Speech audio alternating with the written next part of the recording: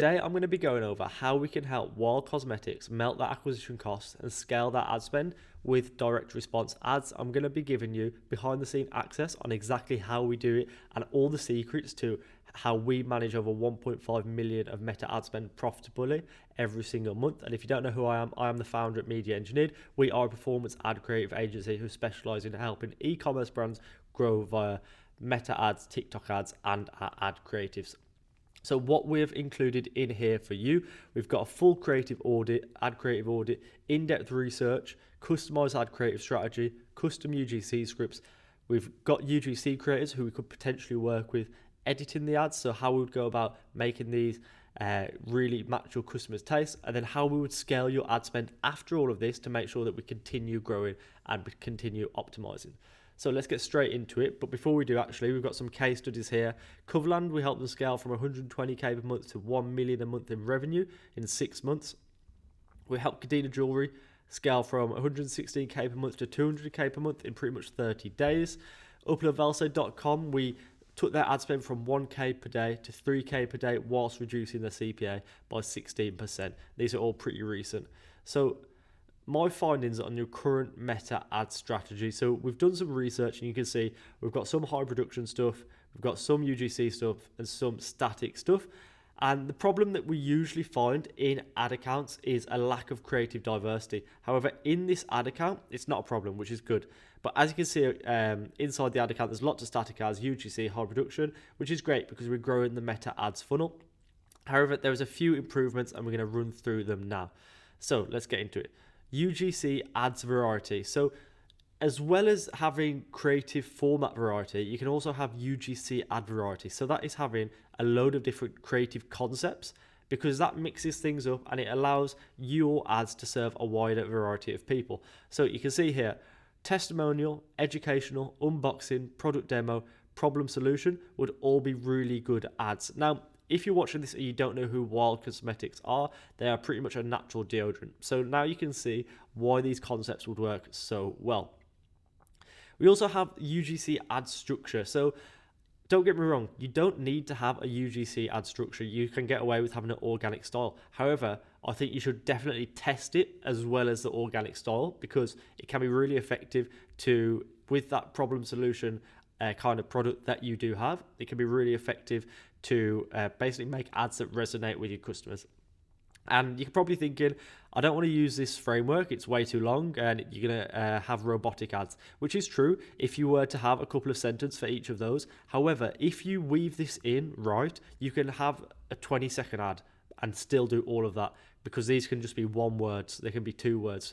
So it really depends on your ability to script well. So we also have direct response UGC scripts. So direct response, as you guys know, in the past was when people were sending letters out, sending mail out, and they were getting people to act and send them a coupon back in the post. That is direct response. So trying to facilitate a response. And that's what we need to do in your scripts. So have that real salesman-like language and make your ads really make people act. I think that could be done a little bit more in your ads. So you've got the organic style, like I said, but we can be a bit more clever with the language to make sure that we are helping customers help themselves by highlighting their pain points, highlighting their desired outcomes, and making ads that resonate and making ads that think that your product is going to get them to where they want to be in life and help them get to their goals pretty much. We also have the shot selection. So the shot selection could definitely improve. I'd like to show the pain points more and the desired outcomes after using your product. So I think it's really important that as well as the script being really, really good, you want your shot selection to also reflect the script. So if you're talking about burns from deodorant or sweating or stuff like that, you can show examples of that. Or for example, show skin irritation and then show smooth skin for the desired outcome. All of this will help your ads resonate more. It might sound small, but aligning your script with the shots is going to really make sure that your ads just resonate more and make more people take action. 100%, it works every single time. UGC creator variation, so a wide variety of UGC creators from an old woman to a young man will help you optimize the type of person that you need in your ads. So we like to recreate winning ads. So if you've got a winning ad that's clear, spent the most, low CPA in your ad account, test it with 10 different creators, 5 hook variations, and just see what type of demographic performs the best. And it's an easy test with lots of leverage. So definitely recommend this. So poor hooks. So this is a little small for you to see, but I'll summarize it well. Your hooks could definitely be improved by being more targeted and intention grabbing. So the hooks are the most important part of your ad. You don't want to be doing clickbait stuff because then you're attracting the wrong audience and it will destroy your ads. However, I would recommend having a more short and punchy hook targeted at the people that you're trying to attract that will grab their attention in the right way. Because you can put a meme and you can put a clickbait hook on, but you're attracting the wrong people. Your ads AI will start targeting random people. You're not going to convert. It's going to ruin your ads. The hook is so important. So if you make it targeted and call out the specific person, then it's really going to help you. So you can try calling out a pain point straight away. And I've got some examples here. So we've got a question, a statement, and a testimonial. The question is, do you hate it when your deodorant quits before you do? And the UGC creator in a workout class sweating hard. It's a good hook. We have statement hooks. So stop using deodorants that leak toxins into your body every time you sweat. And that would be a UGC creator wiping their bathroom shelf clear of traditional deodorant and leaving wild deodorant remaining. We also have testimonial. So I was so done with deodorants that leave me smelling by lunchtime. And this was a UGC creator recording themselves at their desk sniffing their armpits. Now you can see these are all kind of funny hooks. They're good hooks and they would grab the right person's attention. So if you've got someone who can resonate with sweating hard during working out and the deodorant not working, someone who's conscious about toxins and they're kind of they want a deodorant that doesn't have toxins inside. And then you've got people who might be sweating by lunchtime and they resonate with this. So it's really targeting the right person, and all this comes down to is getting your research really bang on, because then you can understand the type of person you're targeting and create hooks that really target that person. And I'm just going to go back to the hooks because it's so important. If you have 1 hour to write your UGC script, I would literally spend 30 to 40 minutes writing the hook. That's how important it is. The rest of the ad, you list some benefits, you show them how you're going to get to the desired outcome, that show them benefits of the product and how it's going to improve their life. It all doesn't matter if you don't hook them in the first place, pretty much. Then we have static ads. So the static ads in your ad account are already good and achieving a good job. Again, I'd just like to see a wider variety. So some examples of static ads, we can have offer, us versus them, and then different trending styles. So fake iMessage conversations. These don't usually work, but around this time of year, Black Friday, Cyber Monday, they can definitely work, and I've seen them perform well. GIF ads. So I'll let you off. Not having GIF ads in your ad account isn't too bad, but overall, you should have them in there or at least test them. We like to call them GIFs, but realistically, they're just short form videos. And they're effective because they're pushed different to static ads, even though they're very similar to static ads. So Facebook treats them differently. And we've seen ads like this at the agency spend over 100K. So it'd definitely be something that you'd like to try and test at least. And it's just another weapon in your arsenal when it comes to growing your meta ads funnel. Awareness levels. Now, if you have started focusing on awareness levels in your ads, you'll understand how important it is. I'm not going to run through all of this, but Eugene Schwartz talks about it in his book, Breakthrough Advertising, that there's 5 levels of awareness. So if you start to cater for each levels of these awareness in your ads, then you will grow your Facebook ads funnel and get better results. And I think it's really important that when you analyze your old ads, you break down who you were targeting, and then you can start to realize why the ad performed so well. And then you can also help to target different areas of the funnel with top of funnel, middle of funnel, bottom of funnel, and that's all awareness levels. So you don't necessarily need the campaigns, but however, if you can target them in your messaging or in the creative style, you're going to be growing your Facebook ads funnel. So that was basically the previous ads research, and I went in the ad account and I saw what they did well based on the ads that I could see from the ad library. Now, in terms of research, it's really important to get a great understanding and understand what the customer wants and what their goals are, what their pain points are, because then you can write scripts that resonate. So this research process is so important. The same way that the hook is so important for the script, the research is so important for the script as well, but this is obviously beforehand. So I've broken it down into 4 key pillars. We've got previous ads, customers, brand, and competitors. These are the 4 kind of pillars that we like to break it down in, and we can break these down further. So you can have previous ads is of course just in the ad account. We have customers, which will be customer reviews, Reddit forums, Google searches, community comments, basically anything organic as well that you can find out about the customers. Brand USPs, so analyzing Wild versus our biggest competitors and seeing what's the difference. What do Wild do that we can leverage in the ads? And then with competitors, so it's always a good idea to look at what the competitors are doing. If they are all running one type of ad, there's a reason for that. So it's good, and you can get some inspiration. So we do some review mining, and we basically extract loads of information from the customer reviews, and you get some really good information on what they like and what they don't like. So you can see a lot of the customers are happy with the eco-friendly packaging. They like the long-lasting scents.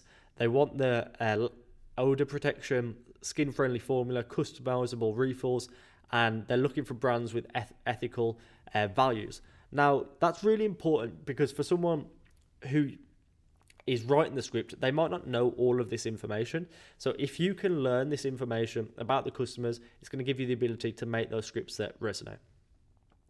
Now, some dislikes, and these are important to be aware of as well, because you can handle these objections in your ads if you know about them. So you could talk about how you thought it was expensive, but it was so worth it, how it didn't irritate, and how it was consistent even when it was warm, and it was easy to refill. So that kind of stuff, that if lots of people are moaning about it, and if your brand has fixed it recently, or they're moaning about it in competitors' products, then you can handle these objections in your ads by saying your product doesn't do it.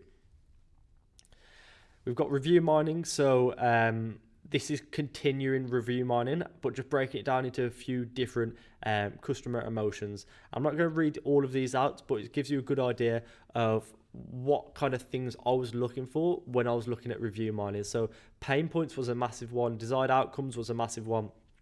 Purchase prompts, so what actually made people buy, because all of this stuff can be used in your ad because it's just going to make the ads resonate even more. So you're going into the reviews, you're trying to pick out the main customer emotions that keep cropping up, because if you can find those, then you're going to be able to find that your scripts will resonate with people. So I hope it's making sense. You're really just trying to understand why people are buying that product, and if you can get that across in your ads, then you're going to make more people buy pretty much. Purchase prompts, main unique value propositions. We have unique features and benefits, uncertainty and perceived risk, and objections. So all of this stuff can go into writing the script as well. Now, in community research, this is a massive one that a lot of people sleep on. So I use Reddit for this. I usually would go onto Instagram and TikTok and stuff like that. But I think for a while, I just went on to community research and I went onto Reddit. So let's see what we found. Natural deodorant does not work. People who wear natural deodorant smell disgusting at 8 a.m. So I love that, because that right there is an objection. And you can, if people, it's actually funny, smell like a sack of onions daily. So you could use that funniness, you can use that in your ad, and you can handle that objections. You could literally use that as a hook right there. Then we've got, this one is great, because I used to use Old Spice till it gave me chemical burns. So we've got a previous failed solution from a competitor right there. Another one here, Schmidt's didn't last for me at all. Had a sour smell that I didn't like. So he literally runs through all the problems that he's had with natural deodorants, and this really highlights how effective community research can be. So some more stuff here. Workout endurance, it didn't last during workouts, sensitive on their skin, and it was just ineffective chemical burns. So we found that just from 2 reviews, and you can really keep digging deep, and the ones that crop up the most again, that is what you really want to target in your ads. So here's the brand research that I mentioned. These are basically USPs that we looked for that they do, that Wild do, that their competitors don't. So we have 10% off your first order, refillable natural body care, high performing natural body care without the waste, subscribe and save 20%, rated 4.5 based on 58k Trustpilot reviews, powered by plants, and delivered through your letterbox when needed. So all of these are really great USPs that their competitors don't do, that can be really powerful, and you can use these in your scripts as well. Now, competitor research, we basically just looked at a few different ads, and I'll let you take a look at these here. So we've got this GIF from Humble, which was running for 8 months. So you can't definitely say it was a winner, but however, the longer it was running, the higher likelihood that it was performing successfully for them. Never a good idea just to copy the competitor ads. However, it can definitely give you some good inspiration. Like, this is a cool GIF, and you could try it, test different headlines. We've got UGC here that's running for a while, and we've got this product demo as well, which I like. A few more examples: call out statics, which are going to perform really well for this brand. UGC, more UGC here. And this exercise, again, you can see that there's a few different styles of GIFs that worked well.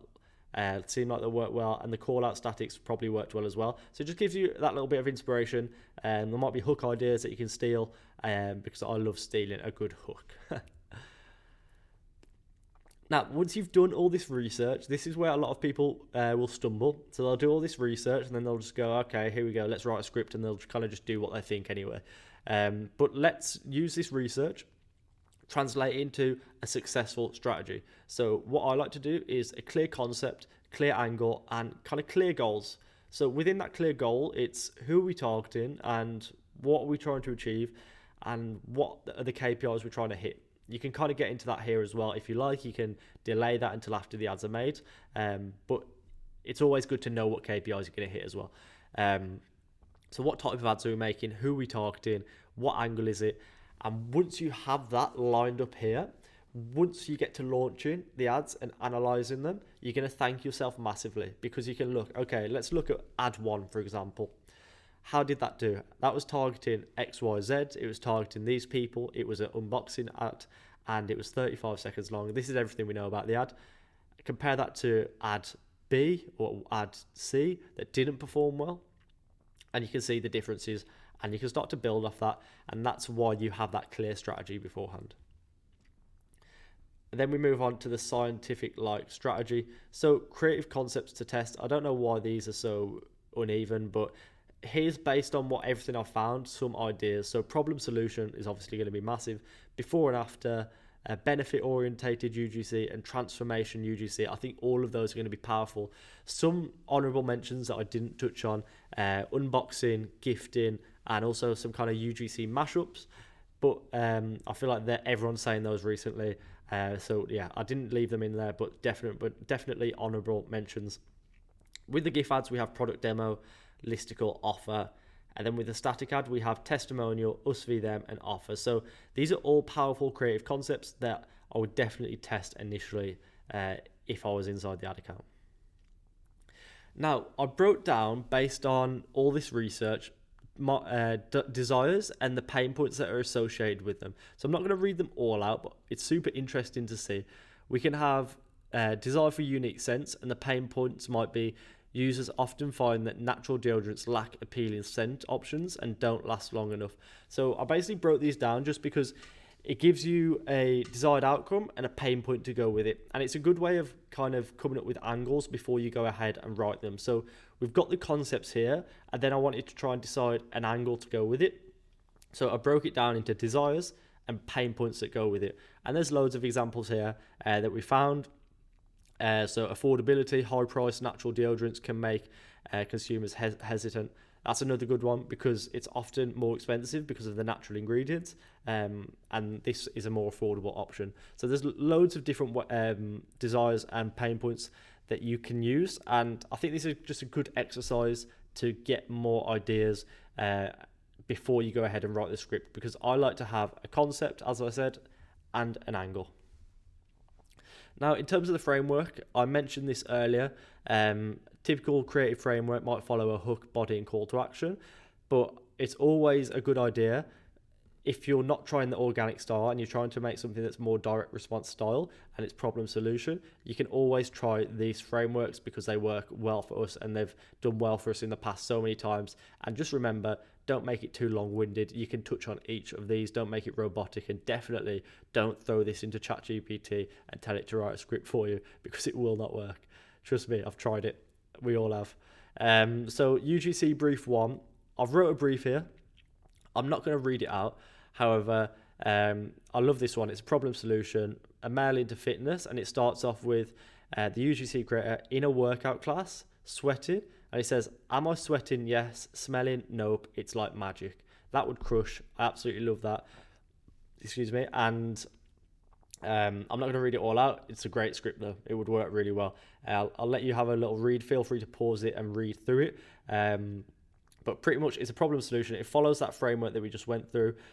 Problem, product intro, failed solution, benefits, end result, and a call to action. And you can see the call to action always includes a little benefit, some like 10% off, risk reversal, something like that. UGC brief 2. So this is a transformation concept, which I touched on earlier. So it's a bit of a funny one. UGC creator walking into the bathroom with their bedsheet over their head. Me waking up to the same boring deodorant. And then the UGC creator walks into the bathroom looking happy and dancing. And then me waking up to wild, natural, eco-friendly deodorant. So it's another good hook. And you can see here I'm putting emphasis on the hook because it genuinely is the most important bit. Feel free to pause and take a look at that one. And finally, we have UGC brief 3, which is a bit more of a problem solution style one, which is before and after. So I'm never going back to regular deodorant again. A close-up of an armpit with nasty burns, because you can see here that's going to really hook in the target audience. If your target audience is someone with skin irritations from standard deodorant, then they're watching this ad. They're 100% watching this ad. Of course they're going to watch this ad. This resonates with them so bad, so much rather. And then get straight into failed solutions, because it's going to continue to resonate with them. And you can see here, this isn't long-winded. It's probably 25-40 seconds max. And then it kind of resonates a little bit more by saying, I saw a ton of people talking on TikTok. So depending on your demographic, it might be on Facebook, it might be on Reddit, it might be on whatever. And then it goes on to say how they've got zero toxins. The light's gone off, but I'm going to continue anyway. It's got zero toxins and it's healthy for your body. And then 20% off at the end. So really like this one. I think it could do really well. So yeah, feel free to take a look through that. So we started breaking down UGC creators and what UGC creators we could potentially use if this did go ahead and we did use these briefs. So the vetting process, it's important that you've got good metrics, product creator fit, look and feel, and experience. If you can find a creator with all 4 of these, then you've hit the jackpot. And I can't stress enough that the creator can change everything. You could have written the perfect brief, the perfect shot selection, and you could have the best editor in the world. However, a bad creator will ruin it all. So you do need all 4. You need the messaging, the shot selection, the editing, and the creator as well. 100%, it's important you've got all 4. Examples, so we've gone with mainly women. There was a male brief, but I'm not going to source too many creators. But we've got a UK one here, Ella, the portfolio's linked. Tammy is a good one. Fits the ICP well, I believe. We've got a couple of moms, just because I think this is good for the kind of ICP, and that's a target audience. And I actually spoke to Sarah, and I know that she loves this product as well. So these are all for the female briefs. Good creators here. I'm not going to go too much into that. Now, editing the ads, we're going to talk about editing, then we're going to talk about how we can actually optimize and the best way to kind of test these as well. So a checklist we like to use here, we put a lot of emphasis on the hook again, so it's very engaging. We need the ads to be high tempo but clear, and that's very important, especially with Wild, because they might have an older audience than most brands. It's very important that the wording and the editing is very clear. You don't want pops, bangs, but you want it to be fast paced and a high tempo. Again, the hook should be eye-catching, short and punchy. Need to change visuals every 2 to 4 seconds. And there's some other great points here. I'm not going to read them all out, but another great one is the music. You just want to make sure that you consider the ICP their taste, and you want to make sure the music relates to them. You're not just using, Drizzy Drake when you're targeting wild customers. But yeah, some really good points here. Definitely pause this, and this will definitely be the kind of 80-20 of editing your ads. So in terms of scaling, it's crucial that you have a clear testing framework and a plan to scale, because everything is theory. Everything that we've just spoke about right there is theory. And don't get me wrong, you can get very, very far with theory. And of course, the previous ads are kind of market's feedback. But once you launch the ads, you're getting the market's feedback straight away, and that's when you're learning most. So everything that I did is theory. Once you see what works, you've got to take that feedback and you've got to learn from it, and you've got to look at this strategy that we put in place, and that's where you're going to grow. So in terms of account structure, it's different for every kind of brand.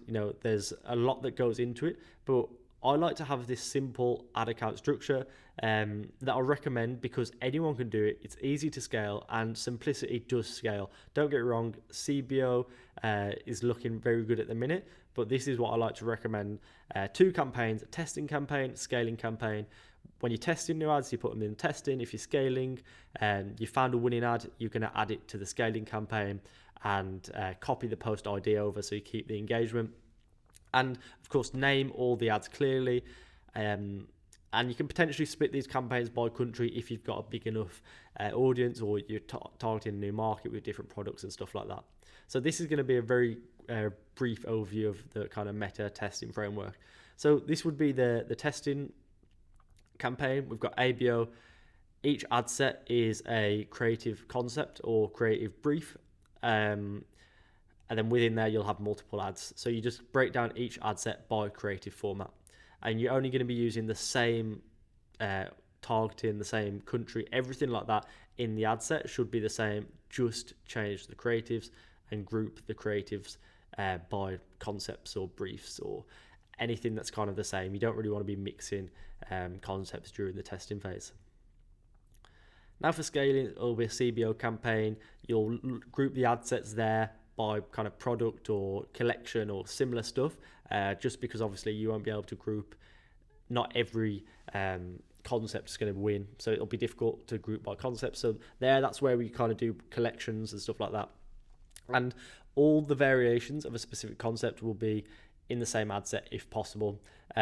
So again, you won't be using your, you'll probably continue using your proven audiences unless you've got audiences that you know that can produce a little bit better results in the past. And that's it. Keep it simple. That's it. Simplicity does scale. You don't need to overcomplicate it. When you start to move on into the future, you can look at Advantage Plus campaigns for different countries. And you can look at retargeting campaigns for the bottom of funnel, static ads, a low budget retargeting campaign, and all this other stuff. There's so many different ways and so many different low hanging fruits that I do recommend, but simplicity scales. A testing campaign, a scaling campaign works, and it works for us every single time. Now, in terms of the meta ad column setup, you can see here, this is our kind of standard meta column. We might also put ROAS in there and a couple more things, but in terms of creative analytics, this is all you need. So if you're looking at full funnel and you want to look at add to cart, you want to look at all that stuff, yeah, that's great. But this specifically is for creative. So we break it down into, is the ad creative working and why is it working? Because that's all that matters. You can have the best soft metrics, I like to call these on the right hand side soft metrics. You can have the best soft metrics in the world, but if it isn't converting, then who cares? And I see a lot of beginners mention that. I say, how's your ad doing? And they say, oh yeah, it's doing well. It's got a high click-through rate. And it might have a good click-through rate, but if it's not converting, forget about it pretty much. It's not a good ad. However, these soft metrics do come into play when you want to understand why it didn't work or why it did work. And what you can do at this point is you can start to Frankenstein ads together. If they've got a high hook rate, if they've got a high hold rate, you can start to chop and change, put hooks on. And that's where the modular creative format comes into play, because you can start to chop and change ads very, very easily to create more winners. And if you find a winning ad, just really milk the hell out of that with new hooks, new variations, new creators, re-recording the ad, looking at these soft metrics, understanding why it did well, and trying to repeat that. There's a breakdown of each of these and what they are as well. The only ones that really you probably won't know is hook rate is a custom metric, and you do that there. Hold rate is also a custom metric. Feel free to pause that if you do need to understand that. But why is all of this important? Why is everything that I just ran through important? It's important because you need to find your winning creatives. The goal of everything was to find winning angles and concepts, because once you find that, you can double down on it, and then you've got a scalable system built inside your business. So to scale effectively, you need a method that's going to bring in consistent, reliable creatives. So this means that you can continue to scale ad spend and reduce CPA month on month.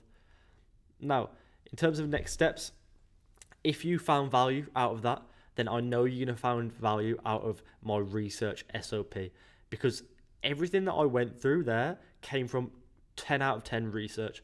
And I've made a pretty much hour-long video, 45-minute long video, going through a research SOP and research training. And I've given it away for free. This is the research training that I give to my team at my agency. And this is how we are able to manage over 1.5 million meta ad spend monthly very, very profitably. So I'm going to link it up here inside the video, and you can go ahead, click that. If you want access to the SOP training, just click that at the bottom, and there's a link underneath the video, and go ahead, use that. And honestly, if you leverage that, you're going to make better ads that convert. So I hope you enjoyed it, and I'll speak to you soon.